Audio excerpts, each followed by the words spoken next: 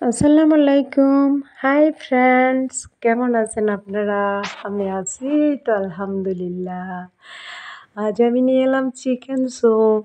একটা চিকেনের চেস্টের মাংস কেটে নিয়ে ধুয়ে ছোট ছোট পিস করে কেটে একটা ডেক্সিতে নিয়ে ওখানে আমি সামান্য আদা রসুন বাটা, একটা গোলমরিচ লং এলাচি, ছোট্ট একটা দারুচিনি তেজপাতা, হাফ চা চামচ গরম মশলা, মাংসের মশলাটাই, আম সামান্য একটু জিরা গুঁড়া, পরিমাণ মতো সল্ট, সামান্য সুগার, ১ ডেক্সি পানি দিয়ে আমি চুলায় বসিয়ে দিলাম। বয়েল হয়ে কমে গেলে যখন আমি আরও ১ গ্লাস পানি দিয়ে দিলাম।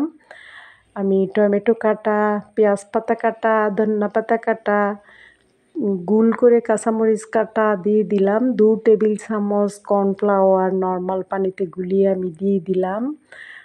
লেমন জুস দিয়ে দিলাম, একটা ডিম দিয়ে দিলাম, রসুন দিয়ে বাগার দিলাম। এটা যদিও ভিডিও করা হয়নি। আপনারা চাইলে টেস্টিং সল্টও ইউজ করতে পারেন। যেহেতু আমরা খাবো তাই আমি টেস্টিং সল্ট ইউজ করিনি। খেতে সত্যি রেস্টুরেন্টের স্যুপের মতোই। আপনারা খেয়ে দেখুন। আলহামদুলিল্লাহ। আসসালামু আলাইকুম।